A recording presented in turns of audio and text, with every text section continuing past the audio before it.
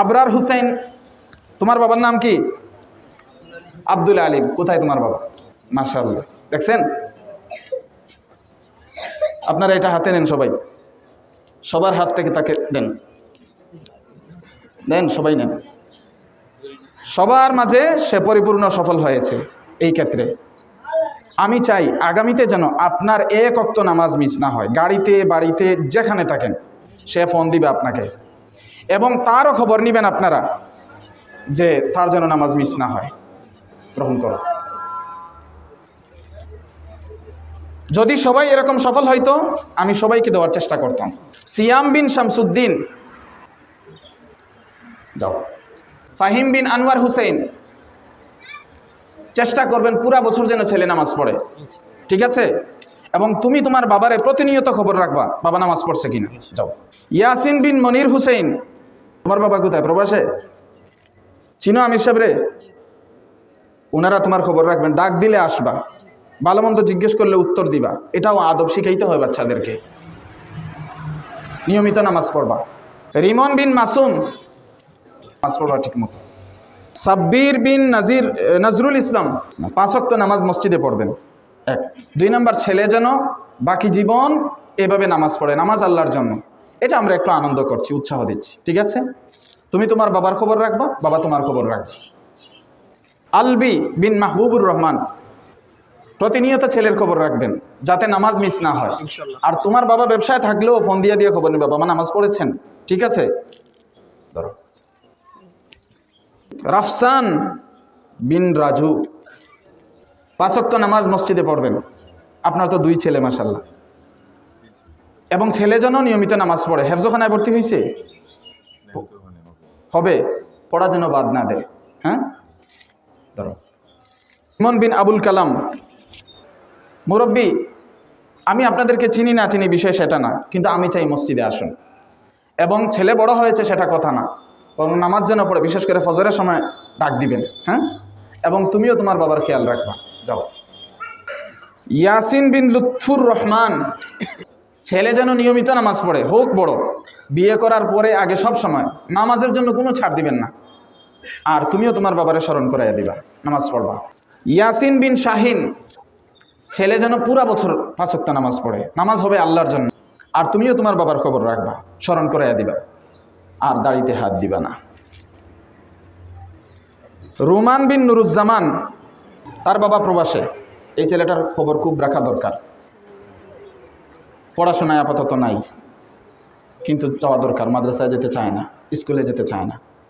ওনারা কথা বললে কথা শুনবা, ঠিক আছে? মুরব্বীদেরকে মানতে হয়। মুরব্বীদেরকে না মানলে সবাই কষ্ট পায় এবং ভবিষ্যৎ নষ্ট হয়, ঠিক আছে? ধরো। তেও কম মেহনত করে নাই, সামান্য কয়েক ওয়াক্তের জন্য তার আসল পুরস্কার মিস গেছে। এখানে প্রায় নামাজ পড়েছে, একুশিলে নামাজ মিস হয় নাই। 2-1 জন আছে নামাজ মিস হয়েছে, কিন্তু ওই 40 দিন একাধারে জামাতটা আর কি পারে নাই। ফাহাদ বিন সজল, মুরব্বীরা ডাকলে আসবা। হ্যাঁ, মুরব্বীরা ধমক দিলে এটাকে দোয়া মনে করবা, ঠিক আছে? পড়াশোনা করো কোথায়? স্কুলে, ঠিক আছে। নুরুল হাসান, তার বাবা প্রবাসে। প্রবাসে যাদের বাবা, এদের পড়াশোনা এদিক সেদিক হয়ে যায়। মুরব্বীদেরকে মানবা। আমির সাহেব কথা বললে কথা শুনবা।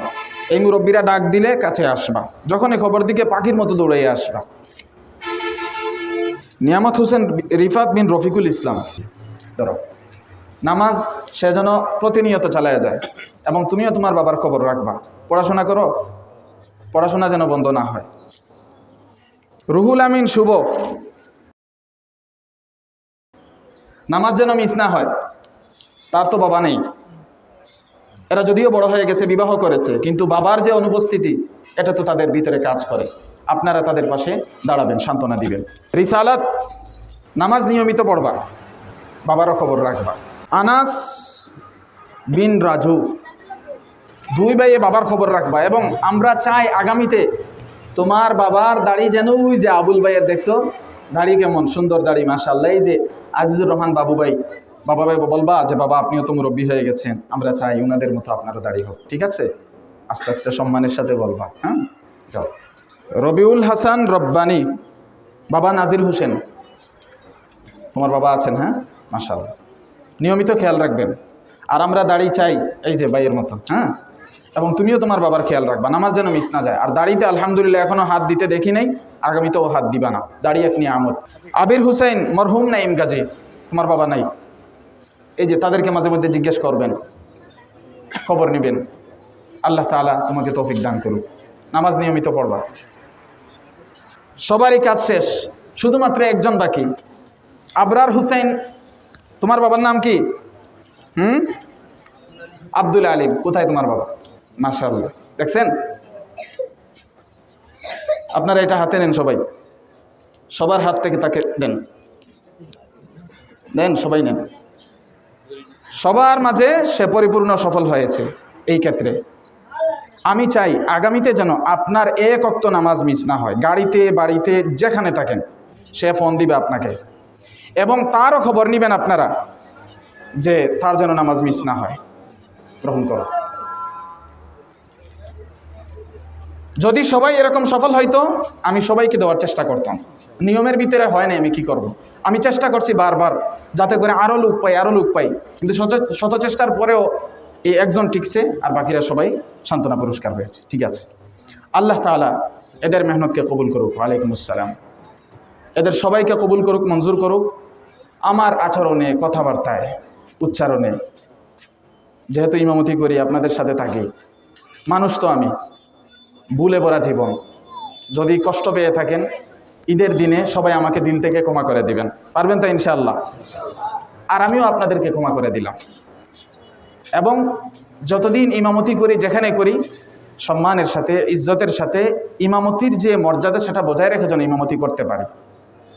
আর যখন থেকে ইমামতির মর্যাদা বজায় রাখতে পারবো না, আল্লাহ যেন আমাকে সহি সালামতে ইজ্জতের সাথে ওই জায়গা থেকে সরাইয়া নেয়। সবাই বলেন আমিন। এবং আমাদের সমাজ যেন দিন দিন দিনের পথে উন্নতি হয়, এবং দুনিয়ার দিক থেকেও যেন উন্নতি হয়। সবাই স্বতঃস্ফূর্তভাবে আগ্রহী হয়ে, সক্রিয় হয়ে চেষ্টা করবেন। আল্লাহ তাআলা আমাদের সবাইকে কবুল করুক, মঞ্জুর করুক।